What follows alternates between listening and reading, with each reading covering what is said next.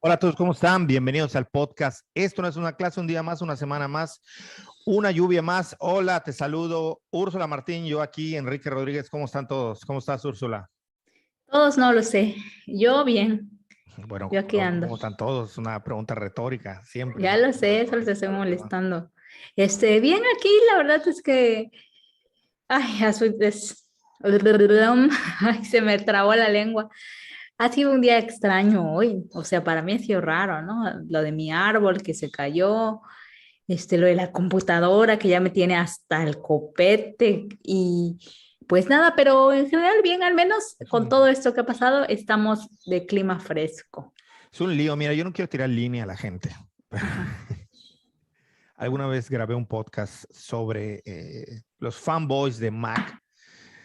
Pero Ujú. yo lo que sí puedo decir es que a nivel de usuario, y así fue pensado, según lo que he leído de este güey, de este güey, como si fuese cualquier güey, no, Tu de amigo de la Jobs, infancia. Steve Jobs, que él siempre pensó en diríamos en términos de gamer, jugabilidad, él pensaba en la usabilidad, no existe ese término, pero lo estoy metiendo Inventando ahí con, ahorita. con calzado, con calzador, perdón.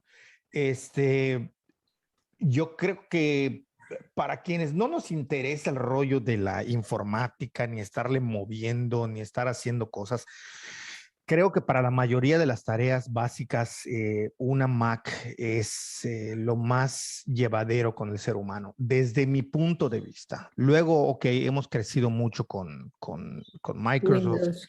con Windows y nos hemos acostumbrado más a eso. Existen otras teorías un poco extrañas de que Mac sí es caro, pero en general la tecnología es cara, ¿no? Es decir, una muy buena computadora tipo gamers o quienes editan desde una PC, tienen computadoras muy caras, algunas más caras que una Mac o igual de caras. Pasa lo mismo con los teléfonos, ¿no? No, que el iPhone es muy caro por ser iPhone. No es cierto. Ustedes revisen una gama alta de un Samsung y van a ver de qué estamos Sí, hablando, ¿no? es caro. O sea, Sí, es estamos hablando caro. de precios que ahí se van de la mano. Es decir, no por ahí va la cosa.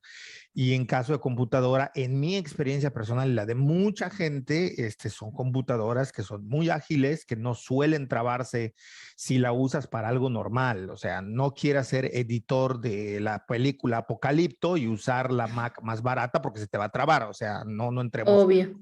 en esos rollos, ¿no? Pero digamos que si te dedicas a redactar en Word, si te dedicas a hacer copies, si te dedicas a cosas de edición sencillas, bueno, pues una Mac te va a salir bien y como tiene un sistema operativo interno y único para estos sistemas, pues bueno, yo nunca he tenido problemas ni de virus ni de estar lenta. Quienes ha tenido la oportunidad de utilizar una Mac recordarán o se darán cuenta que aprietas un botón y eso enciende. No está esperando. Pero bueno, ahí Es, quienes no le estoy haciendo ningún, ojalá, imagínate que Apple nos patrocinara. Sería una maravilla, ¿no? sería otro Para mundo. nada, pero bueno, sí tiene sus pros y sus contras cada uno. A mí me parecen más los pros del sistema Macintosh, Apple. Pero bueno, sí, es un lío esto de la tecnología. Ya soné a los memes de los tíos, ¿no? Pero bueno, en fin, así el mundo. Así es. Pero, a él, ¿cómo le dicen? Pero cada quien. Pero bueno, cada quien, pues así es Cada la quien. vida, ni modo, ¿no? Como va a cerrar una frase matadora. Exacto. Eh, pues nada, estabas tú en Campeche, ¿no? Y no te dio el ciclón, no lo viste, no te llegó como acá. Digo, tampoco No. fue tan fuerte como Isidoro y todos los demás que nos No, han aquí pasado. tampoco. O sea, en Mérida sí tuvo más impacto, pero no fue como en Quintana Roo, sí Tulum y Cozumel, aunque fue Claro. categoría uno sí les dio. Pero No, llegó siempre, a categoría 2 llegó a categoría 2. siempre donde es costa, aunque te entre una tormenta tropical, se va a ver mucho más devastador. Claro. Siempre, siempre. Siempre, o sea, en Campeche llueve y se desborda el mar, o sea, Ujú. no necesitas tener tal cual un huracán, pero ya que a la gente le gustan tus anécdotas, yo no sé si sea contable o puedas contar, por ejemplo, para que se den una idea de cómo catalogamos en estas partes del país o en zonas cercanas al mar las tormentas. Entonces, yo no sé si tú quieras contar la anécdota de la persona que venía de Ah, fuera, que sí, no sí, estaba sí. enterada. Cuéntala, Sí, cuéntala. sí, lo que pasa, pero esa anécdota yo ya no te la he terminado de aclarar. Ay, me dio golpeé. Porque cuando yo te conté que Puedes era la subir tu micro un amiga. poquito si se puede, porque como que estoy es lejos. A Digo, ver, según yo, ¿eh? Igual los que nos están escuchando lo oyen mejor. a ver, ahora se escucha mejor. Uy, perfecto. Listo. Ah, bueno, Me tapa la mitad de la cara, pues pero una cosa por una otra. O me cosa por escucho otra. bien o me veo bien. Exactamente. No, que te escuches bien. Bueno, el caso es que esto es lo que te estaba diciendo. La anécdota no es mía, es de un amigo que estaba en Ah, la ya, ya, vale, prepa. vale. Estaba en su prepa y había una chica del centro del país que nunca había estado, que tenía creo que 1 año o 2 años en Yucatán, ¿no? O era su primer año, creo que era su primer año. Y ella nunca había visto un huracán, obviamente, ni las lluvias normales de Mérida, ¿no? De la península en general. Y entonces un día fueron a hacer una tarea de equipo y la chica, pues estaba allí y se iban a regresar caminando y mi amigo y ella vivían cerca, ¿no? Entonces ya se estaban regresando caminando y que se suelta una lluvia como las de acá, ¿no? Fuertes, con viento y rayos, y se pone a gritar así horrible y se abraza un árbol. Y le empezó a gritar a mi amigo, es que esto es un huracán, ¿por qué no me dijiste que era un huracán? Y él dice, ay, cálmate, claro que no es huracán, es una lluvia normal. No me mientas, esto es un huracán, esto es un huracán. Y ya él la jalonea y le dijo, cálmate, no es un huracán, si fuera un huracán ni siquiera podrías estar aquí, ¿no? Y ya la jala del árbol y además le dice, no, y es que además no puedes estar debajo de un árbol en una lluvia. Y ya pues digamos que reaccionó, pero sí para ella fue impresionante, ¿no? Que una lluvia, como pues no conocen las dimensiones del huracán, pasara eso, ¿no? Y a mí sí, me ha tocado, pero no de niños y adolescentes, sino cuando vivía en Tulum, que a los que les llaman locales, que son extranjeros ya radicados allí, les daba igual un pavor terrible, ¿no? O sea, con tormentas tropicales y eso era como que estaban viviendo una catástrofe natural y pues ya la gente sí está acostumbrada, ¿no? O sea, quien ha vivido años y años de huracán, tormentas tropicales, ondas tropicales y todo esto, pues ya sabemos a lo que nos enfrentamos. Pero sí, sí, o sea, sí es impresionante cómo lo toman, ¿no? Y justamente yo estoy bueno, en varios grupos de Playa del Carmen y todas las mujeres, especialmente si hay en grupos de mujeres, ¿no? Y todas las mujeres ponían, Dios mío, díganme que esto, ¿cómo me pueden decir que esto es huracán categoría 1 si se siente como que se va a acabar el mundo? Cosas así ponían, ¿no? Ay, por favor, díganme qué puedo hacer para calmarme. O sea, sí, y te puedo leer, ¿no? Así Qué filas y filas y la cagado. gente, cálmense. Y mucha gente que ya lleva tiempo viviendo. También eso me da risa que no son de Playa del Carmen, pero llevan mucho tiempo viviendo allí, ya sea extranjeros o nacionales, les ponen, ay, relajadas, nosotros ya vivimos en Wilma. O sea, como que hasta ese orgullo, ¿no? De, ay, nosotros ya Sí. sabemos que esto no es nada. Y así, ¿no? Y las otras, ay, no digan eso, que no sé qué. Entonces se armó toda una polémica por cómo vivían el huracán estas mujeres de Playa del Carmen. Y Sí, pues sí, un sí. poco así, ¿no? O sea, creo que vivir un huracán por primera vez, cuando no creciste con ellos, sí puede ser una experiencia aterradora, ¿no? Sí, Completamente. sí, sí, pero esto nos habla un poco de cómo medimos nosotros ciertas cosas, ¿no? Ciertos riesgos, cómo interpretamos dependiendo en dónde estemos. Pasa con el clima, pasa con el calor, pasa con el frío. No, esto no es nada, esto va a llegar a estar más frío. La gente que va a Canadá y con la primera nevada ya se asustaron. No, hombre, esto llega a 20 bajo cero. Nosotros lo decimos con el calor. No, no te preocupes, espérate que llegue mayo, que no sé qué, porque esto nos habla de cuando hay gente que no tiene la referencia, pues obviamente no entiende y no calcula. Por eso es que las autoridades, a pesar de que la mayoría de la población sea de Yucatán, las autoridades hacen mucho énfasis o suelen hacer mucho énfasis en estar constantemente dando recomendaciones de qué es lo que se debe hacer. A mí me llamó la atención que una amiga me escribió, si me está oyendo, pues saludos, me escribió y me dijo que nada, que ella hace poco, bueno, no me acuerdo cuánto tiempo tiene, pero llegó a Campeche, su familia, bueno, sus papás llegaron a Campeche a vivir, los va a ver con frecuencia, no sé si ella esté viviendo allá, pero ella me decía que ella es de Veracruz. Eh, Entonces ella me decía que le impresionó mucho ver la forma en la que el gobierno, pero sobre todo en el que la sociedad civil está tan acostumbrada y organizada a este tipo de cosas, ¿no? Dijo, se van como hormiguitas moviendo, ya saben lo que tienen que hacer, pegan cintas, dejan ventanas abiertas, compran latería, o sea, como que empiezan a hacer cosas que ya saben, y pues esto nos los ha dejado la experiencia, hasta antes de todos. Bueno, a mí el primer huracán que a mí me tocó fue Gilberto. 84, creo, algo así, o 86, no sé, la verdad, mediados de los 88. El Gilberto fue el 88, 88. Y antes de Gilberto, hacía muchísimos años que no pasaba un huracán, pero muchísimos años, no sé cuántos. Ya los historiadores del clima nos lo dirán, pero Yucatán en sí tenía mucho tiempo sin tener registro o recuerdo de un huracán. Mi papá los pasó de niño, pero los había olvidado. Entonces, yo me acuerdo que cuando Gilberto, mi papá decía, así va a ser el huracán, siempre nos toca la colita. Cuando empezó a entrar Gilberto, quienes lo recuerden, fue brutal, es el Categoría huracán más 5. devastador que ha habido. De hecho, los expertos dijeron, le ponemos categoría 5, pero si hubiese categoría 6 o 7 se la pondríamos. O sea, hay fotografías, pueden googlearlo. Hay fotografías donde el huracán completamente cubre toda la península. O sea, el ojo del huracán quedaba en el centro de la península y el radio del huracán abarcaba toda la península. Entonces, cuando empezó a entrar el huracán, mi papá decía, no, esto así va a estar, van a ser lluviecitas, va a estar nublado y va a estar lloviendo. Cuando se suelta aquello, mi papá ya estaba en la esquina haciendo una oración, en la esquina de la casa haciendo una oración, o sea, ya estaba muerto de miedo, ¿no? De hecho, yo ayer subí una foto a Instagram donde él estaba observando el huracán y le puse un pie de foto que dice, mi padre ha presenciado el doble de huracanes que yo y nunca cree que entrarán hasta que entran. Y se agobia y hace oraciones mientras observa desde la ventana. Esto es algo en él, ¿no? O sea, él cuando ya ve que está entrando, ya ve el riesgo, ¿no? Hasta que no llega, no lo cree. Sin embargo, pues hay mucha gente que no ven el riesgo. A mí, por años en mi trabajo, como ya lo he dicho en este podcast, trabajo con mucha gente que viene de otras partes del país.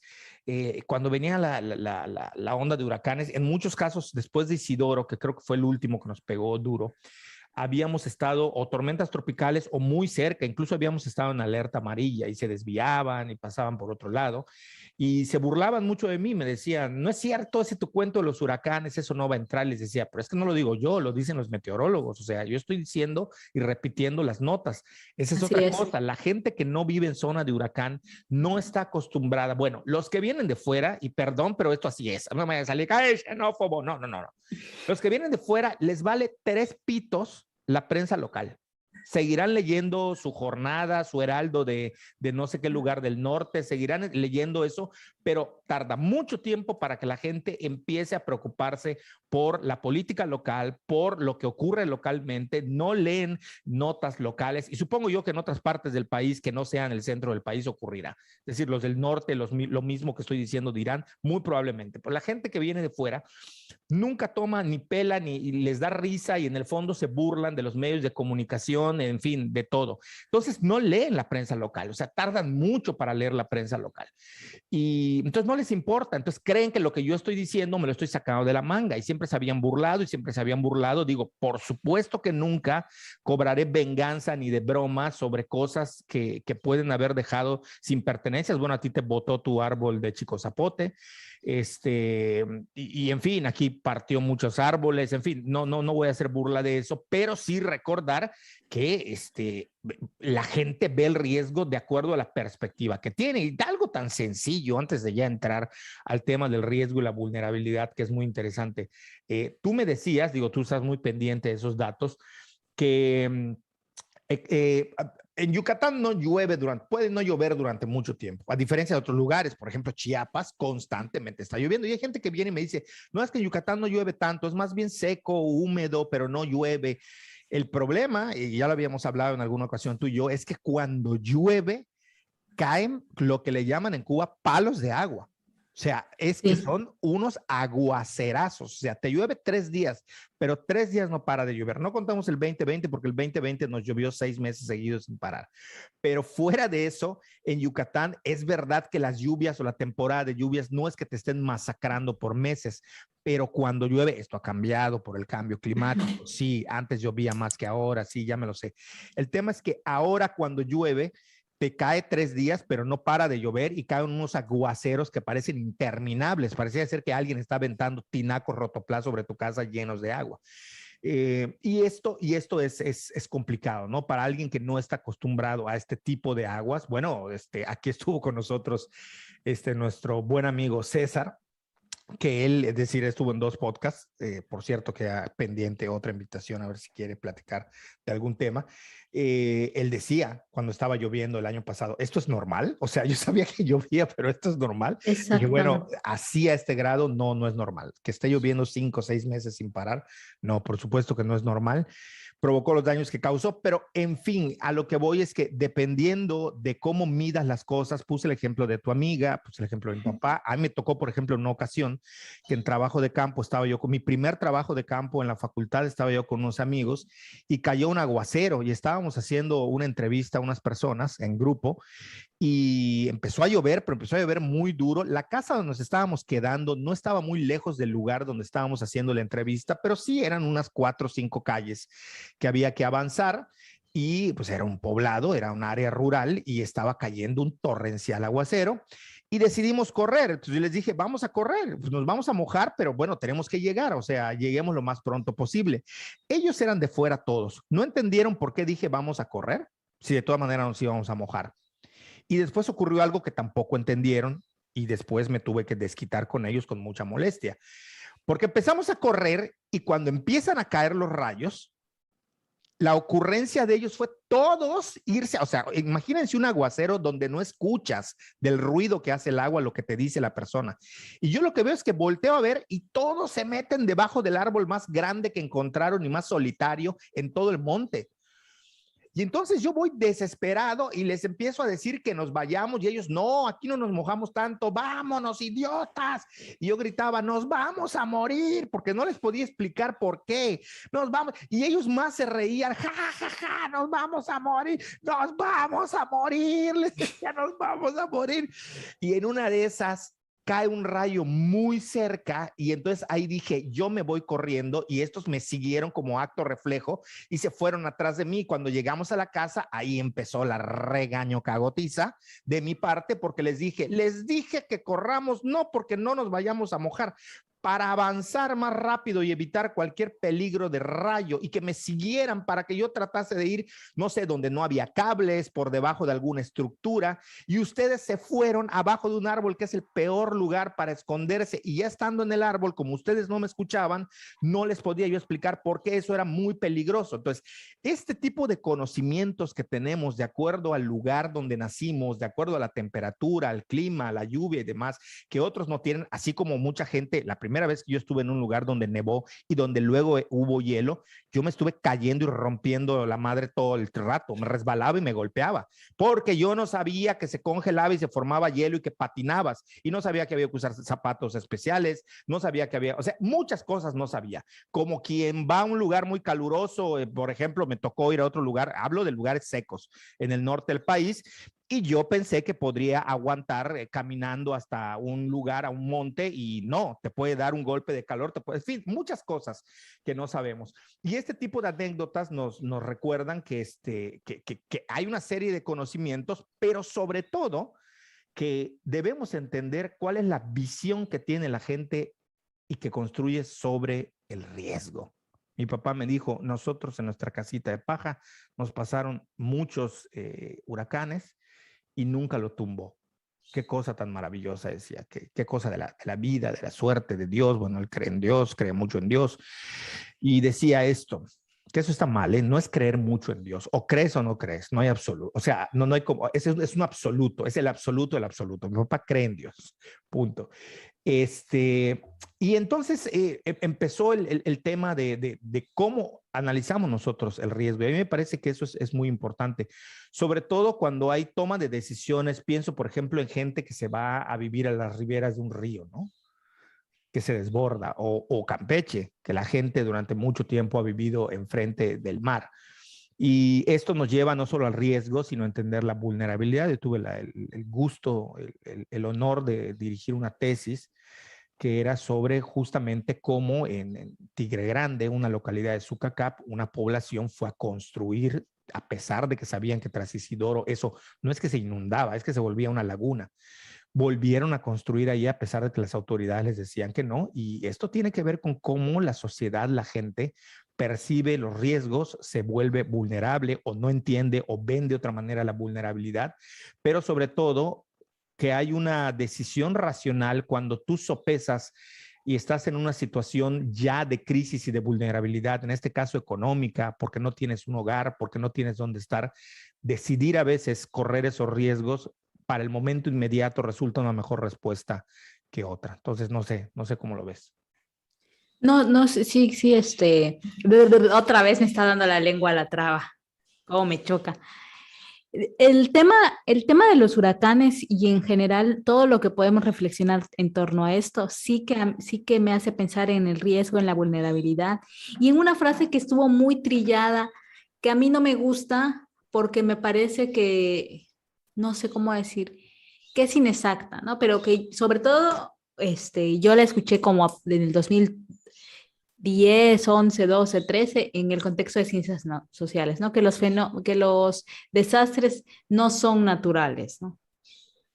Y entonces metía el Ay, tema de Dios. la vulnerabilidad y el riesgo.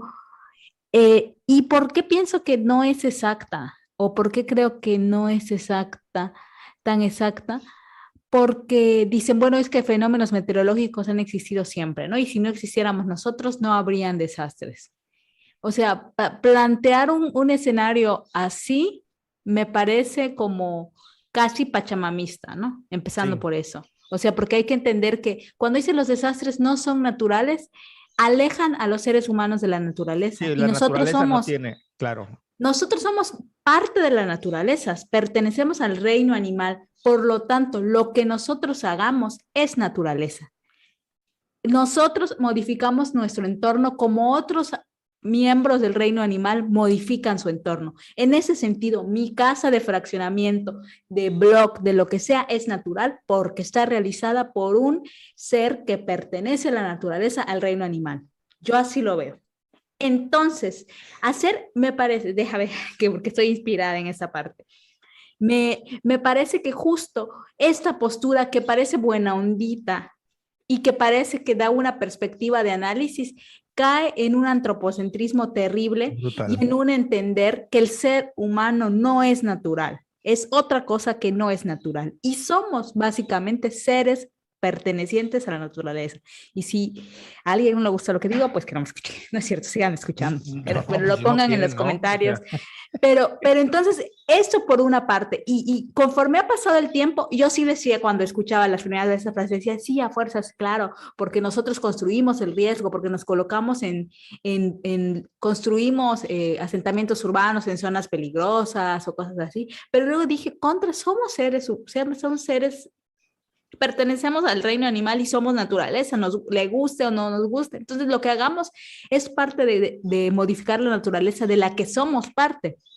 Entonces, ese es por un lado mi postura. Y por otro, porque, o sea, me parece que parte de una visión antropocentrista tremendamente que aleja a los seres humanos de la naturaleza, que nos sesga, que nos hace incompletos, que no nos permite mirar desde otros lados el tema del riesgo y de los fenómenos naturales, como si nosotros no fuéramos parte de los fenómenos naturales, y porque al mismo tiempo, casi que y no sé cómo decir esto, pero sí casi que, que lo que nos muestra es que hay un sistema económico político que genera que la gente esté en riesgo. O sea, todo eso es lo que a mí me hace reflexionar, o sea, en lo que pienso rápido cuando hablamos de esto, porque si bien tenemos que, o sea, está desde esa postura el tema de la construcción del riesgo me parece algo acertado. Sí creo y sí quería apuntar esto que dije, ¿no? O sea, que lo que yo haga en la naturaleza es parte de la naturaleza, porque yo soy parte de la naturaleza y parece como trabalenguas diciéndolo. Pero sí, o sea, esa es mi postura. Mi casa de fraccionamiento es naturaleza, ni modos. Si no es la naturaleza que a la gente le gusta, es su problema, pero es parte del entorno porque yo soy parte del entorno. Sí, sí, totalmente. Nada más quería yo poner un matiz que no va a estar en desacuerdo con el tuyo. Suena Ajá. a que sí, pero no. Pongamos Sí, pero atención. no. Sí, Sí, pero pero no, no. ¿no? A ver, yo sí creo que no es que no existan los desastres naturales, es que los desastres naturales existen sola y únicamente desde una visión filosófica antropocéntrica a partir de la visión del ser humano. Es el Ujú. ser humano el que le da la característica de desastre natural. Es decir, la naturaleza no se sienta a llorar y dice, ay, viene un huracán, no manches, me va a tumbar todas mis papayas. No, no, no ocurre. Lo que conocemos hoy en día como orografía, tal como la conocemos, es producto de aquello que malamente hemos llamado desastres naturales. Para la naturaleza son movimientos naturales, normales, son cosas que pasan. Las playas existen porque han habido huracanes. O sea, que Claro. ahora hayan construido encima de la playa de Chelem y ya no se pueda avanzar más, pero entonces posiblemente tendríamos más playas o algunas se ocultarían, se formarían lagos, hay una explosión, una erupción volcánica y surgen modificaciones en la tierra, hay terremotos y se van volviendo, y todo eso que admiramos, que vamos a tomarnos la selfie a la punta de un cerro para ver lo bonito, mira qué bonito, todo eso en algún momento fue una cosa que le partió la madre a un montón de gente, de animales y de plantas y de personas.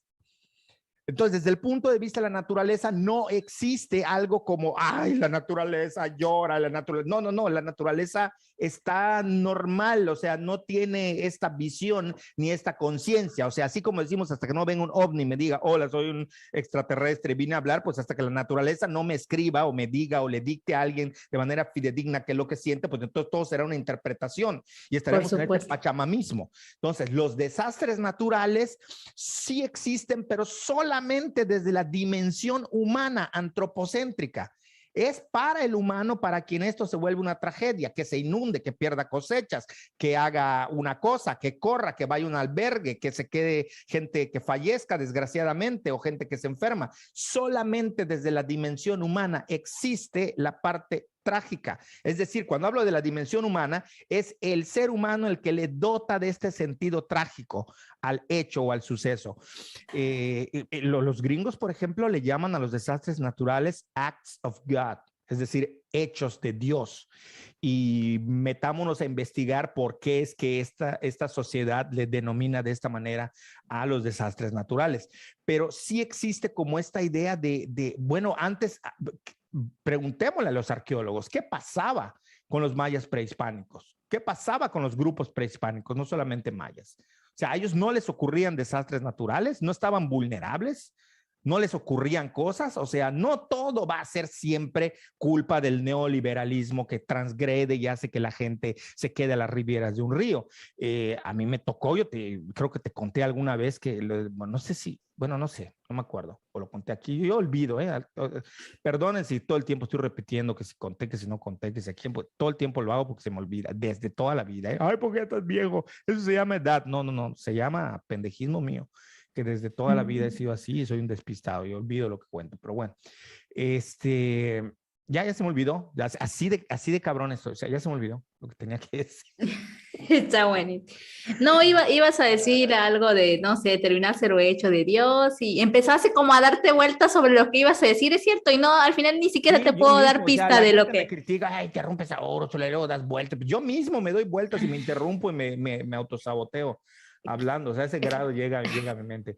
Pero No tengo bueno, idea que... O sea, esta vez sí... Ay, ya sigue. Muriendo de risa. ay, Sigue, sigue. sí, o sea, no, sí, que a mí me tocó ir a la peor osadía que he hecho en mi vida en trabajo de campo, la única y la peor. Bueno, una vez siguiendo yo a un compañero que estaba loco, luego descubriría que estaba loco y que justo con él no tenía que haber ido a esa expedición. Me interesaba mucho, como todos saben, me gusta mucho el tema de la religión y bueno, iba a ser una peregrinación que la gente de Michoacán hace cerca de San Juan Nuevo, donde está la erupción del volcán Paricutín. La iglesia, como todos saben, quedó sepultada por la lava, ahí hay un santo y creo que hay una parte que no se tocó, no recuerdo bien las minucias, pero bueno, fuimos a hacer trabajo de campo por nuestra cuenta. Y bueno, no voy a contar todas las peripecias que pasamos, pero pasamos, entre otras cosas, frío. No sabíamos que en la noche enfriaba tanto y nos fuimos con una playerita y estábamos revolcados ahí del frío, literalmente. Si no fuese por la gracia de la gente que nos regaló una fogata, comida y nos dieron con qué taparnos, pues íbamos a morir de hipotermia ahí. Bajó muchísimo la temperatura y al día siguiente nosotros seguimos. Todo esto que estoy contando, todo, desde el trayecto, la historia, recordar el pueblo que quedó sepultado por el volcán y luego volver a repetirlo, es una narrativa como en bucle contándonos de los riesgos y la vulnerabilidad, pero cómo desde la sociedad se siguen replicando las construcciones alrededor del riesgo y de la vulnerabilidad siempre que hay un motivo mayor, sea este de orden económico, estructural, social, político o religioso en este caso. Constantemente, todo fue un pinche riesgo. O sea, toda la trayectoria fue un riesgo y todo lo que estábamos haciendo era un riesgo y estar ahí era un riesgo, como lo fue para la gente que quedó sepultada. Es como si estuviese un lugar donde, bueno, ocurre ahora, donde se hundió el Titanic, ahora hacen excursiones para ir y bajar y ver el Titanic. Es decir, donde hubo un riesgo y se comprobó que hubo una tragedia, volvamos a revivir otra vez esta tragedia, esta narrativa de cómo me cuento el no creerme el riesgo. Claro, si viviésemos nosotros todo el tiempo conscientes de cada cosa que implica un riesgo, no saldríamos ni a la esquina de nuestra casa.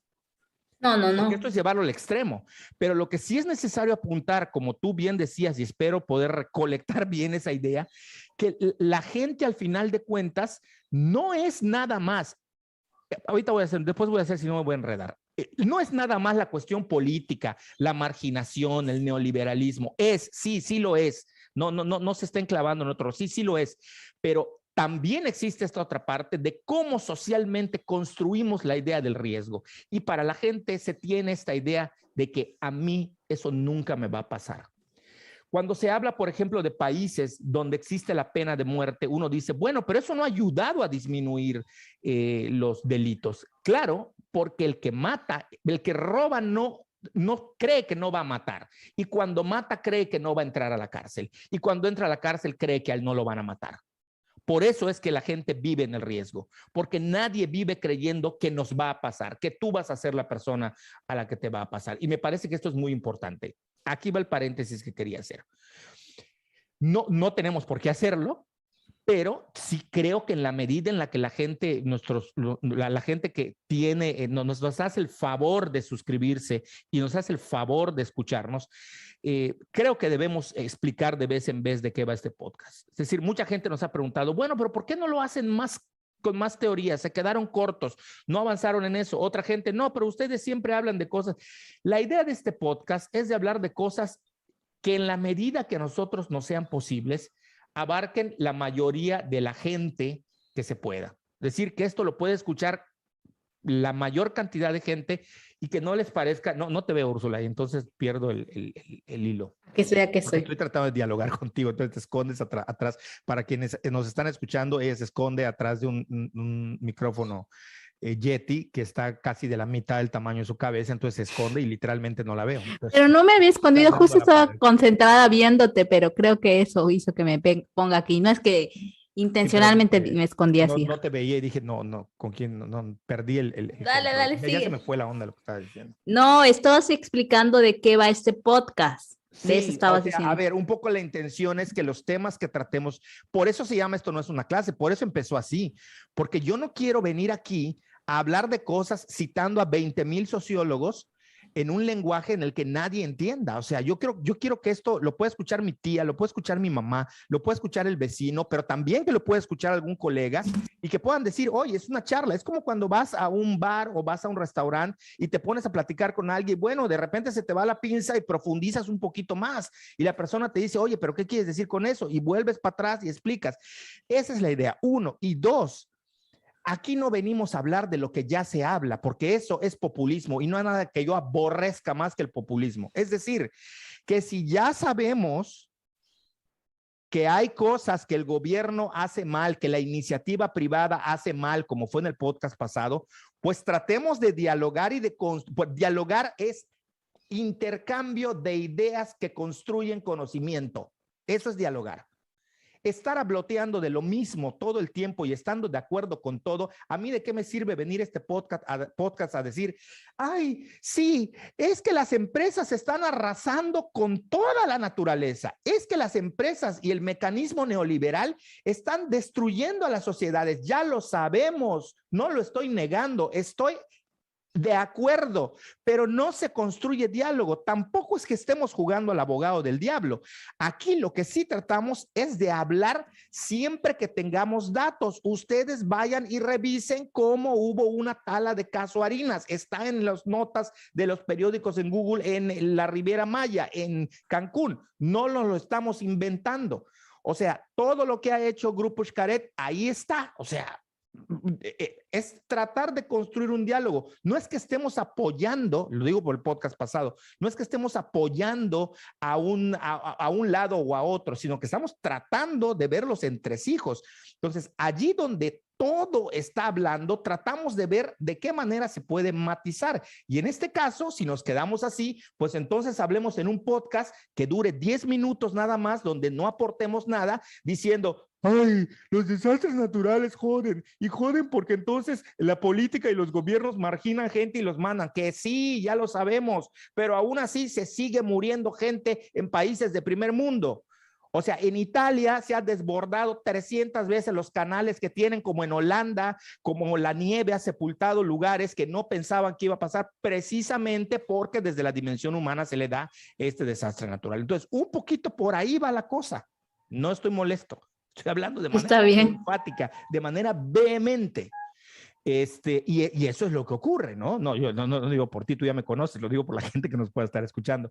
Entonces, por eso es que nos ponemos en esta postura, ¿no? Porque tratamos de que sea de esa manera, o sea, si no, entonces, ¿a qué nos sentamos? A decir que sí. Ay, qué calamidad. No vamos a parecer a las señoras o señores que se sientan en la puerta de su casa. Ay, viste, ay, qué feo estuvo el huracán. Ay, sí, tumbó mi mata de mango. Ay, la mía de guaya la tumbó, la partió a la mitad. Ay, sí, qué malo es el huracán. Ay, sí. Y esa gente pobre que está ahí, el gobierno no hace nada, que les den su casa. Eso se va a volver el podcast. O sea, eso se va a volver. Entonces, tratamos de verlo, porque además son cosas que son reales. Cómo construimos y entendemos el riesgo, creo que lo hemos estado tratando de desglosar desde que empezamos este podcast, así como tú luchas por aguantar el riesgo de no bostezar desde hace rato, estás ahí aguantando el bostezo. Bueno, ese es un riesgo, a lo mejor te ahogas o no sé, ojalá que no te vaya a pasar aquí. Y es que desde hace rato quiero bostezar, pero no quiero que creas que es por aburrimiento, sino porque me dio una gana. Deja a mí, la gente que te vea bostezar. Dije, no lo voy a aguantar. Porque eso pasa cuando te entran las ganas de bostezo, está ahí y no se sale. Sí. Pero mira, yo con el tema del riesgo también tengo ahí sí que una anécdota, porque a mí, desde mi miedo, yo le tengo miedo al fuego, ¿no? Y no lo he dicho aquí en el podcast. Creo que de las pocas cosas que he dicho, una de ellas es que yo le tengo miedo al fuego. Tenía prácticamente una fobia al fuego que con la adultez he ido mejorando, pero yo, por ejemplo, prendí mi primer cerillo como a los 20 y tantos años. Jamás que prendiera un encendedor. Le tenía pavor al fuego, y con ese pavor yo fui descubriendo que lo que para muchos, sobre todo en Yucatán y en el Estado de México, con el fuego y la pirotecnia es algo brutal, inofensivo, para la mayoría de la gente de otros lados del país, de otros países, es de terror, ¿no? Lo Úrsula, que es...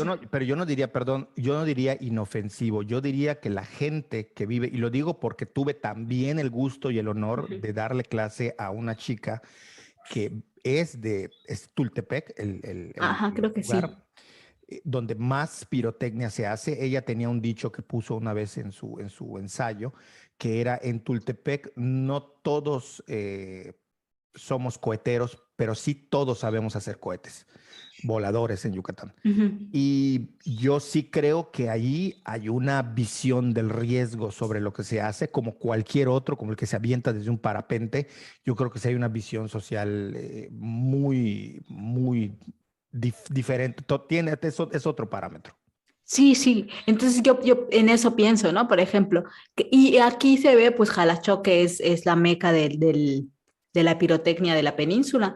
Y por otro lado, como en las fiestas patronales el fuego y la pólvora y la pirotecnia corren de una manera que niños chiquititos están corriendo delante del torito para que no los queme, la cantidad de pólvora que se juega en diciembre, en las navidades en Yucatán, es alta, ¿no? O sea, y todo el tiempo vemos, pero todo el tiempo vemos accidentes, pues ahí en Tultepec, ¿cuántas veces no se ha quemado ese mercado? Y Sí, lo mismo, casi cada año, ¿no? creo que casi cada año. Y lo siguen haciendo. Y aquí los niños siguen jugando y vemos accidentes de que se le quemó su brazo, que se le quemó su pene, porque hasta su pene, porque salen hasta desnuditos los niños chicos ahí corriendo, ¿no? Sí, Entonces, y por ejemplo, eso sí yo lo he logrado ver porque como yo parto de un miedo, no sé si irracional al fuego y a la pirotecnia, pero sí un miedo muy grande, sí yo me di cuenta y yo pensaba de niña, es que cómo no se pueden dar cuenta que es peligroso. O sea, yo de plano no podía, bueno, el no miedo, podía. toda emoción es irracional, ¿eh? O sea, el miedo es Sí, irracional. claro. O sea, cuando digo irracional, lo digo como volverlo una Sí, fobia, ¿no? yo lo Pero digo para que la gente no diga, pero entonces es una fobia. No. O sea, el impulso a sentir miedo, a sentir temor, a sentir sí, no sé amor o lo que pasa enamorado, por acá. son impulsos irracionales. O sea, no es como que tú medites, ¿no? Pero las fobias van más allá de ese momento irracional, ¿no? Exacto. Entonces, eso, por ejemplo, tiene que ver con una construcción del miedo y con una construcción social del riesgo que no necesariamente pasa por el gobierno ni por un sistema económico. O Para sea, nada. pasa por cómo se construye en general el tema de la fiesta, el riesgo, la importancia, pues no sé, de los cohetes. Yo no sé en qué momento los voladores y la pirotecnia se volvió algo tan importante para las festividades de la región, ¿no? Porque o sea, no se puede entender una festividad de gremios en la península de Yucatán sin la pirotecnia. O La sea, fiesta de no, pueblo sin pirotecnia no es fiesta, ¿no? exactamente, ¿no? Sea, Y los toritos. sin pirotecnia, sin alcohol y sin bailes o música, no hay fiesta.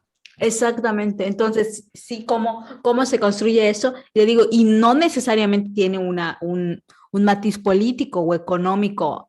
Y cuando digo económico, entiendo que sí económico Sí lo hay, nivel pero no es microsocial. absoluto, que es lo que estamos Exacto. tratando de decir. O sea, No depende de un sistema desgraciadamente, económico. desgraciadamente, las desgracias, valga la repetición, no van a dejar de ocurrir, aun cuando en un sentido hipotético que deseemos todos, la política acabe con las zonas de marginación y de riesgo, o los marginados en riesgo. No, eso no va a acabar con el riesgo, ni va a acabar con los desastres, desgraciadamente. Es lo que estamos tratando de decir. Sí, y otra cosa también que ahora que estuve platicando con una amiga y pensé también en César, como que César siempre está presente en ese podcast, aunque no César, participe. sabes que te queremos y que siempre estás presente aquí, aunque no estés. Tú lo sabes. Exactamente, Bueno, porque saludos. recuerdo sus anécdotas y recuerdo anécdotas de otras personas del centro de México, ¿no? Y cómo perciben la fauna como de riesgo a veces, ¿no? O sea, el hecho de que siempre estemos, que hay culebras, que los iguanos, que un montonal de insectos. Entonces, Los ¿cómo eso? cocodrilos. Que ahorita los hubieron cocodrilos. en Celestuna, no sé, en Ajá, Chelé, no sé dónde, agarraron un de exacto, que para nosotros es algo de risa, la ¿no? Ay, gente todo jaja. el tiempo lo anda viendo, Sí, toda la parte de San Crisanto, de Río Lagarto, bueno, Ría Lagartos, es Ría, su nombre ujú, correcto, Ría. Ría sí. Lagartos todo el tiempo, o sea, yo he estado entrevistando gente en Ría Lagartos y en la cocina la señora pasa uno así tranquilamente como si fuese un pavo. Hola, hola, cocodrilo. Exactamente. Entonces también eso, ¿no? Cómo construir, también tiene que ver con una construcción sociocultural del riesgo. Para nosotros no es un riesgo que entre una iguana, solo te cae mal y la quieres sacar, ¿no? O que entre una culebra y ya sabes lo que hay que hacer que entre la culebra. Sí, dormir con Pero, ratones. exacto. Anoche dormí con un pinche ratón. Ay, qué horror. Voy a tener que... Terrible. No, le puse y todavía le pongo comida con veneno. Lo siento, los animalistas, perdón, pero es un ratón y es plaga. Y salí y se lo comía. O sea, yo veía cómo salía y comía. Ese no sentía riesgo, pero bueno, No. no sé qué pasó con el ratón. Pero bueno, sí, adelante.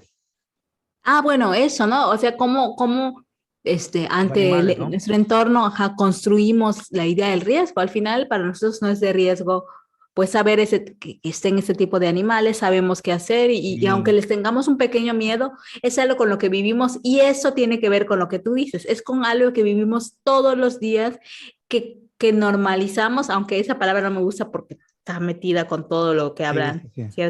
cierto sector, pero ajá, normalizamos nuestro entorno y como es algo con lo que estamos día a día, no le vamos a ver el riesgo. Yo no le veo el riesgo de subir mis escaleras todos los días, aunque me caiga, como he dicho, creo que en el podcast, y si no lo digo aquí, ya estoy como tú, me caigo al menos una vez al mes de mis escaleras, pero para mí no son de riesgo. Obviamente otra persona, si escucha que yo cada mes mínimo me caigo una vez, va a decir, tú estás corriendo un riesgo, estás viviendo en riesgo. Pues así con la naturaleza y así seguramente con la gente que vive en áreas geográficas que implican un riesgo para quien ve de fuera, porque el riesgo también es algo que tiene las dos caras, como la identidad, ¿no? O sea, una cosa es quien vive el riesgo, cómo lo percibe y cómo lo entiende, y quienes de fuera consideran algo de riesgo, pero no lo están viviendo. Totalmente. Y bueno, retomando el ejemplo de César, uno de los animales de toda la fauna que él se está acostumbrando a convivir con era una culebra, ¿no? Y alguien dirá, pero una culebra, ¿cómo no va a ser riesgo? Porque la gente decía, ay, es una ratonera, ¿no? O sea, Sí. pues es una ratonera, pero estaba bien grande. No, pues estaba haciendo digestión. Entonces siempre como sí, pero no es tanto el riesgo. Sí, pero de esta manera se van. Sí, pero aviéntales un cigarro. Sí, pero, o sea, no, siempre hay un sí, pero. Si nosotros viviésemos bajo la idea de riesgo que tienen los gringos, no tenemos idea de que nada podríamos hacer. Y esto yo tuve conciencia, no solo cuando viví en Estados Unidos, sino también porque he convivido con mucho gringo. Y la última que yo recuerdo, y yo siempre, por ser yucateco, yo no sé qué tanta gente o esto que tanto haya cambiado a través del tiempo, pero yo nunca he necesitado de boiler hasta últimas épocas, en las que empecé a ver que mis papás ya compraban un calentador porque pues por ser mayores les afectaba mucho el tema para no enfermarse, ¿no? Pero bueno, pero toda mi vida crecí y viví sin boiler. Y a mí el boiler me da un pavor. O sea, yo no puedo ver a la gente yendo a encender con su periódico en llamas un boiler. O sea, no puedo. Y cuando empecé a ver en la Ciudad de México o en Michoacán o en Jalisco a la gente viviendo en departamentos donde el boiler está adentro del depa, o sea, no puedo, porque además también he tenido la desgracia de saber de gente que conozco y que ha fallecido en accidentes justo así, que explota el boiler en un apartamento que estuvo cerrado y se salió el gas. Bueno, no sé, es horrible. El meme del señor, dicen, no me acuerdo qué decía el meme, pero mostraba a un señor vendiendo gas de estos de la gasera, rodeado de gas y fumando. Y este amigo que te menciono, este gringo que vivía con nosotros, él decía, no entiendo qué hacen fumando al lado de los gases, qué hacen fumando al lado, no entiendo qué están haciendo fumando al lado de los tanques de gas. O sea, eso es mucho peligro, no lo pueden estar haciendo. Y para nosotros no tienen ningún problema. O sea, veía a la gente, no sé, hacer 1000 cosas, ir a exceso de velocidad. Acuérdense que hace algunas décadas no se utilizaba el cinturón de seguridad, mientras que para un gringo es imposible que pienses en no ponerte el cinturón de seguridad. El cinturón de seguridad de los que van atrás del carro también es impensable. En Europa también es impensable. Y sin embargo, nosotros llevamos niños de 6 meses atrás, amarrados allí como se pueda, o si no amarrados, sueltos, y no importa. Y el niño está brincando y está girando y no los amarran. Y es así como, ¿cómo puedes llevar a un niño así? Entonces, estas visiones de lo que es el riesgo y el peligro, por supuesto que son una construcción cultural y que no dependen siempre o en muchos casos no solamente dependen de la cuestión política, de la cuestión estructural, de la cuestión opresiva, o sea, no siempre dependen de eso. Hay una visión del riesgo, tanto en actividades únicas como en actividades colectivas, ¿no? Sí, sí, completamente, ¿no? Y al final, pues esto, ¿no? Que hablar de riesgo y hablar de, y como para ir cerrando, de los fenómenos meteorológicos, tendríamos que reflexionar en eso y no solamente culpar. Y mira que creo que aquí somos críticos de los gobiernos de todo tipo, eh, pero sí me parece que para hablar de los fenómenos meteorológicos hay que hacer este análisis profundo de algún, o sea, profundo y y no necesariamente por profundo quiero decir erudito, pero sí que te permita ver como justamente los componentes para hablar de algo como Y esto. claro, ver todas las aristas. Uh-huh. Sí, sí. No tienes que tener como 80,000 conocimientos y lecturas para poder darte cuenta de que existe una dimensión como grande del Claro. riesgo. Y eso, ¿no? Creo que, y también el riesgo no solo es, o sea, se habla mucho de riesgo cuando hablamos de justo huracanes, sismos, es cuando el tema de riesgo y vulnerabilidad sale a relucir, pero también tendría que salir con los temas laborales, por ejemplo, hay que hablar de riesgos, que Totalmente, es de otro totalmente. lado. En temas como el que estamos viviendo con la pandemia, por supuesto que vale la pena hablar de riesgo y de Estamos vulnerabilidad. viviendo en un riesgo y somos vulnerables, por Ujú. ejemplo. Sí, Y sí. si bien el gobierno tiene la mayor parte de la culpa, todos los gobiernos de todos los países, ¿eh? No se empiecen a esponjar. Que solo También es AMLO. cierto que todas las personas han manifestado una poca visión del riesgo, Así ¿no? es. Entonces ya sé que Sí. tú te escondes detrás de, para los que nos están viendo, otra vez se esconde Úrsula detrás del micrófono, ya sé por qué, es por el bostezo. No, no, te juro A que mí no, no. a mí no me molesta el bostezo, digo, yo te conozco, ¿a mí qué? No, no me, es que como mi silla está aquí, hablo así, me coloco, entonces ya me acomodo otra vez Ah, ya, así. te Es tuerce, eso. es que Exacto, tengo que hacer doblarte. así. A ver, déjame acomodo mi silla de otra manera. No, no, estás bien, estás bien. A ver, así. Es que me vuelvo a poner y No, quedo está en bien, está medio. bien, está bien. Ya. El tema de la pandemia sí es algo que nos muestra, por ejemplo, cómo, bueno, no voy a poner los ejemplos porque todos los hemos visto, lo del cubrebocas, que si abajo, que si arriba, que si no lavarse las Que manos, si en que si medio, que si... saludar gente, que si hablarle de cerca sin cubrebocas, de eso no voy a hablar. Eso ya lo tenemos todos muy, muy bien digerido y llevamos más de año y medio hablando de ello. Sin embargo, esta situación de riesgo y vulnerabilidad en la que hemos estado, primero por cuestiones políticos, sociales y estructurales, y luego por cuestiones de visión ya individual en el día a día de la gente, de cómo sobrellevar esta situación, yo creo que ha cambiado un montón de cosas que yo he estado pensando los últimos días. Ha cambiado la visión no solamente del riesgo y de la vulnerabilidad, sino que ha cambiado muchas otras cosas de las que quizás no nos hemos dado cuenta. Habíamos dicho en otros podcasts que estamos a punto de llegar a la primera generación de secundaria y de prepa que la estudió completita en línea. Y esto ya ha modificado muchas cosas, ¿no? Yo no he viajado en avión desde la pandemia y no sé cuánto tiempo me lleve volver a hacerlo, pero seguramente será mucho. Pero aún así, la gente que viaja, cuando yo les pregunto cómo es, siempre me hablan de cosas que han cambiado y que no se habían dado cuenta, sobre todo a los que por primera vez lo hacen. Deben recordar que en materia de seguridad, los aviones o la aeronáutica, no sé cómo se le llame, cuando toman una decisión no dan marcha atrás. ¿Por qué nos empezamos a quitar los zapatos quienes teníamos que viajar en avión y los cinturones y no llevar botellas con más de 50 mililitros? Estos cambios, ¿por qué ocurrieron? Ocurrieron por los atentados del 11 de septiembre en Estados Unidos. Ocurrieron por eso. Y eso ya pasó y eso ya dejó de ocurrir y esto no se cambió, se quedó. Así que juren que el cubrebocas se va a utilizar por siempre en los aviones, aunque mañana exista una vacuna que erradique todas las posibles enfermedades. Aún así, se va a seguir haciendo. Entonces, hay muchas cosas que no cambian y que nosotros no nos estamos dando cuenta. Y una de ellas me parece que mientras más avance el tiempo, y esto lo empato con el otro podcast, pero de las cosas que no nos estamos dando cuenta, es cómo está cambiando la idea del aula y del volver a clases. Escuchaba yo no lo quiero ofender, pero a este señor muy tonto, a este López Dóriga,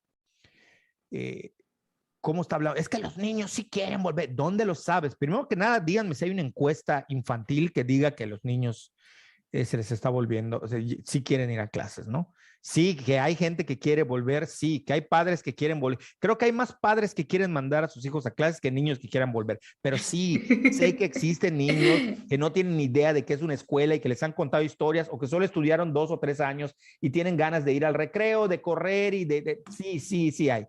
Pero muchos otros no quieren y es de lo que no se habla. A lo que voy es que nos guste o no, esta es otra cosa, lejos de la construcción política de la nueva normalidad extraña, sí estamos viviendo construcciones sociales nuestras que no están pasando por el filtro de una narrativa y un discurso político y que están convirtiéndose en nuevas formas de adaptarnos y nuevas realidades, pero que no terminamos de darnos cuenta. Yo no veo de qué manera se puede hacer de manera natural un regreso a clases con un aula de 70 alumnos, de 60 alumnos, de 50 alumnos. No lo veo, no solamente en el futuro inmediato, tampoco lo veo en el futuro remoto y ni siquiera lo veo como algo posible ya.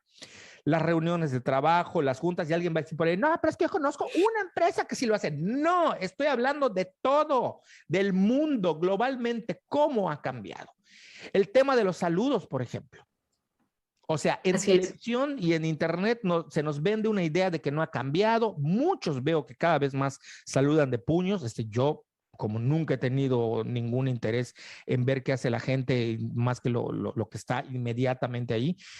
O desde el punto de vista antropológico, pues no me fijo. Pero yo creo que sí se han cambiado un montón de cosas y que no nos hemos dado cuenta, que no nos estamos dando cuenta. Y, por ejemplo, directo, no sé tú cómo lo veas, ya algunos teníamos ciertos hábitos de higiene que otros no tenían, nos veían como unos locos, desquiciados, bacteriofóbicos, pero ha cambiado. O sea, sí han cambiado un montón de normas, no me refiero nada más al gel, han cambiado un montón de normas y de hábitos de higiene en general de limpieza. No sé cómo tú lo veas, o sea, ¿tú notas que ha cambiado algo, pero que no terminamos de darnos cuenta o de todo nos estamos dando cuenta? No, justamente noto, o sea, dos cosas, ¿no? Noto que muchos de estos cambios, y voy a volver al inicio, tienen que ver con cómo estamos entendiendo el riesgo y cómo nos sentimos en riesgo ante esta pandemia, ¿no? Y por otro lado, por supuesto que noto que cosas que hicimos, que hicimos al inicio se volvieron ya un hábito. Y el tema de cambiar hábitos es complicado, ¿no? El hecho y hábitos que me parecen positivos y que tendríamos que haber hecho antes, ¿no? Como...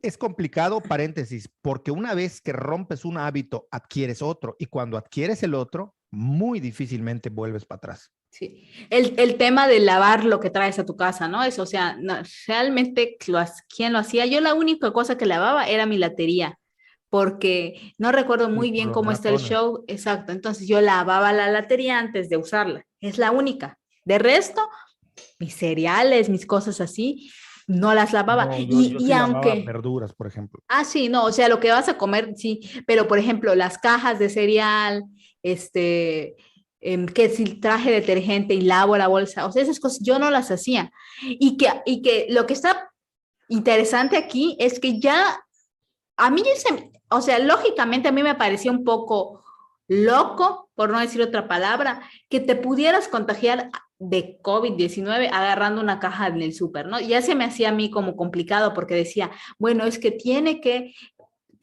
esa caja haberla manipulado alguien enfermo de COVID y tiene que además haberle puesto sus nanopartículas o gotículas allí y tiene que haber suficientes gotículas para tener la cantidad de virus necesaria para que la cantidad de virus necesaria y más para que yo la agarre con mis manos y en mis manos tenga la cantidad necesaria de gotículas con el suficiente virus y meterme la nariz, o sea, ya se me hacía como complicado, pero bueno, pues estábamos en inicios de la pandemia y no sabíamos y la paranoia y entonces pues empezamos con ese hábito, ¿no? De lavar todo y destruirnos nuestras manos, lavando todo con cloro y Lysol y todo lo demás, El ¿no? hábito de destruirnos nuestras manos. Exacto.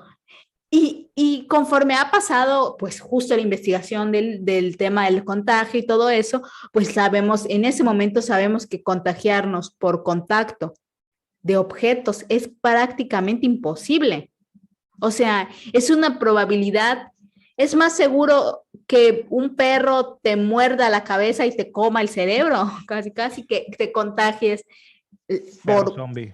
ajá, por contacto de nuestras compras. Sin embargo, es un hábito que ya se quedó y que si bien no, para combatir la epidemia del COVID-19, lavar todo lo que compramos es ineficaz, sí es eficaz, por ejemplo, para cólera, para otro tipo de cosas, porque nosotros ni sabemos si en el súper se caga el ratón encima de la caja, todo lo que pasa. Entonces, me parece un hábito de higiene saludable que nos permite controlar otro tipo de enfermedades más que tienen que ver más con el tema de higiene, con fecalismo al aire libre, que es un tema que a mí siempre me llama la atención porque todo el tiempo hay polvo de heces fecales en el viento y todo Todo el el tiempo nos tiempo. estamos llenando de Sí, sí, polvito de sí. heces fecales en la piel. Entonces, igual y lavando eso, eliminas esas cosas, popo de ratas, de Reduces. cucarachas. Sí. Entonces, sí, sí me parece un hábito buenísimo, que en este punto ya no tiene sentido como surgió, ¿no? O Tanto. sea, sí, o sea, para el contagio de COVID no tiene tanto sentido como el tema del lavado de manos excesivo y que se puso al inicio como la única medida básicamente para erradicar la pandemia antes que el cubrebocas, pues ahora se ve que por contacto es muy complicado que te contagies, a menos que te escupa aquí el que tiene el virus y te lo untes, te lo metas, porque si no, pues está cañón.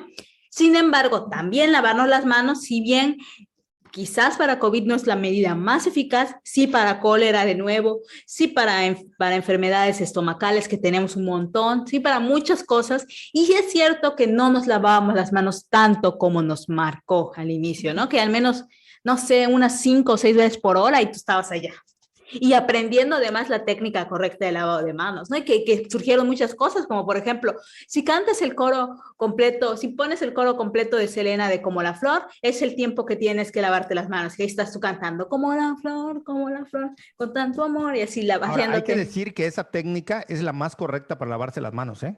Esa, Sí, esa por técnica viene de supuesto. los médicos. Sí, no, Vean no, yo, ustedes cómo se lava un médico las manos. Yo lo sé porque mi mamá es enfermera. Entonces yo veía que ella se lavaba las manos hasta acá, hasta el sí, y codo. luego andan así para no Exacto. O sea, contaminarlas. esa técnica sí es buena. Digo, si tú quieres que tu mano no tenga ningún huequito, resquicio donde se guarde ninguna cosa fea ni bacteria, tienes que lavártelo de esa manera. Esa Sí, no, técnica no, sí es. yo lo digo que es positivísimo, justo estoy diciendo eso, es positivísimo para un chorro de enfermedades, para si vas a manipular a un niño, contrasaste tu lavado de manos, ya aprendiste que cantando como la flor y haciendo la técnica, hazlo, síguelo haciendo, es positivísimo, ¿no? Pero no necesariamente es lo más efectivo. Ya Sí, no, no, sabemos no, que no. lo más efectivo es el cubrebocas, es la distancia, Distancia. porque es por aire. Entonces, aléjate de Evitar mí. espacios cerrados. Claro. Exacto. Buena ventilación, ese tipo de cosas y todo lo demás. Pero sin embargo, esas son cosas que cambiaron y que se van a quedar. Yo no veo a alguien que vaya a retroceder del lavado de sus cosas, ¿no? De lavar su compra. Creo que va a ser después de un año de estarlo haciendo y sobre todo con la manía con la que lo hacíamos, Y está eso, difícil. claro, y eso que dices del aléjate, me Uh -huh. parece a mí que es otra de las cosas que no nos estábamos dando cuenta, pero que están ocurriendo y han cambiado. Decir no. Uh O sea, -huh. decirle a alguien no te acerques, decirle a alguien no te puedo ver porque vi que subiste algo, que hay memes que dicen, normalicemos decirle a alguien, digo, igual yo odio lo de normalizar. Si hay alguien por ahí que me pueda decir cuál es la diferencia entre normalizar y acostumbrarse y hábito, se lo agradecería. Pero más allá de eso, el tema de decirle a la gente, pues no te puedo visitar porque estoy enfermo. Antes era impensable, la gente iba a pesar de que estuviese enfermo porque teníamos esta maldita costumbre en nuestra cultura mexicana de todo es amor, de todos nos queremos, de que aunque esté muerto voy a tu fiesta de cumpleaños y me tomo una pastilla, tómate una pastilla y ven y que no sé qué. O sea, todas estas cosas, estas exageraciones, falsas expresiones de amabilidad y de amor, exageradas expresiones de amabilidad, yo creo que ya se han modificado. O sea, cualquiera va a entender si dices, no puedo ir porque me siento mal. O sea, nadie te va a decir, dale, ven, ven, ven. O sea, no nos hemos dado cuenta, pero están cambiando nuestro día a día. Otra que es de mis favoritas porque yo la aborrecí antes de la pandemia, la gente que tiene familiares sobre todo, que tienen esa costumbre de llegar a tu casa sin avisar. O sea, eso es de los 80, señores, cuando no había líneas telefónicas en los 70. O sea, es de esa época. O sea, pero hoy que tenemos medios de comunicación, avisas, oye, quiero ir a tu casa, ¿puedo ir? Oye, estoy pasando, ¿te importa si voy? No, eso de llegar y timbrar y, hola, soy yo, qué milagro. Pues no, no. Bueno, me acuerdo de todas las frases que dicen. ¿Qué milagro de qué? Te acabo de ver hace 3 días. ¿Qué milagro de qué? O sea, el maldito qué milagro. Pero bueno, eso también ha cambiado, ¿no? La parte de decirle a alguien, bueno, ¿sabes qué? No puedo recibirte. O sea, empezar a decir no para un montón de cosas para las que antes nos sentíamos incapaces de decir no porque creíamos que era una grosería, porque creíamos que era una falta de respeto. Y me parece que esto también se está modificando en nuestro día a día, en nuestros hábitos, y creo yo que es para bien. O sea, porque mientras más respetes el espacio y la distancia y el tiempo y todo lo que tiene que ver con otras personas, mejor, ¿no? O sea, pero estas son cosas que nos debieron llegar hace mucho tiempo y que tuvo que venir una pandemia para que ocurriesen. Y no me quiero meter a otro tipo de cuestiones que son más profundas, como tiene que ver la reflexión, el pensar en el bienestar de uno mismo, en el estar bien, que en muchos casos, no en todos, pero sí se está buscando alimentarse bien, hacer ejercicio y todo este tipo de cosas. A mí me parece que un poquito por ahí va Va la la cosa. cosa, los Así tíos. es, siempre cerramos, por ahí va la cosa, es nuestro, pues, ¿qué quieres, Ursulita? Exacto, Así está bien. ¿Cómo la ves? exacto. Oye, te digo, ya para finalizar, digo, se me había olvidado que así como hubo una rifa de un avión que no era rifa, pero que luego sí era rifa y era donación, pero no, se rifó, pero no era donación, pues la carta de la que hablamos hoy ya no hay carta porque según esto nunca se supo que había una carta y luego sí hubo carta, pero como, en fin, o sea, ese podcast quedó atemporal ya porque es el regreso a clases, que ya dijeron que no saben qué onda con esa carta. Que nunca existió. Porque sí existió, que nadie les avisó. Ok, sí lo vi en la mañanera, que no sabía de la Entonces, existencia de esa todos los carta. podcasts se vuelven atemporales porque luego la gente se desdice. Entonces, mañana van a salir los virólogos a decir: nada ha cambiado, vuelvan otra vez a remojarse en charcos de espuma, remojando ahí todos sus Ay, ni olores y me sus digas que líquidos. yo tengo más ganas de nadar en la playa. Ah, pero la playa es limpio, eso no hay problema. Así Yo te hablaba de nadaré. los que se remojan en baños de espuma, Bueno, en qué esos asco. cochineros, Jamás he sí. ido a un baño de espuma y jamás Esas iré. albercas, yo llegué a ver videos, siempre me dio asco eso. Yo llegué a ver videos de Ujú. gente, bueno, los reggaetoneros lo hacían mucho, daban conciertos en unos lugares donde había albercas grandes, pero eran, no sé, 1,000 personas amontonados en una alberca, ahí remojándose todos sus Qué líquidos, asco. Ay, sus no. caldos, ahí no, un asco, un asco. Sí. Como yo soy a favor de que por favor quiten todos los bares adentro de albercas del mundo. Eso es un asco. No duden. Ay, ¿será? No. Sí, la gente se orina. La gente que está tomando adentro de una alberca se orina. Por supuesto Llevan que sí. horas tomando cerveza y no van al baño. Por Eso todo supuesto el que mundo sabe asco. que se van a orinar. Perdón que cerremos el podcast con esto, pero Con estamos un hablando tema del tan riesgo. exacto. No, Sí. no, no, qué asco. Fo. Ni Pues lo nada, digas. esperemos que todos estén bien, que no les haya ido tan mal con el huracán, que esperemos que a la gente de Veracruz, donde iba a impactar o ya impactó el huracán, no haga tanto daño. y que todo el mundo esté bien. Nosotros hasta aquí lo dejamos y quedamos pendientes para el siguiente episodio. Les mandamos un fuerte saludo a todos, que estén bien. Si no tienes nada más que decir, porque siempre pregunto la pregunta retórica. ¿Tienes algo más que añadir? No. No, bueno, pues nos vemos. Bueno, Hasta luego. hasta luego. Chao. Bye.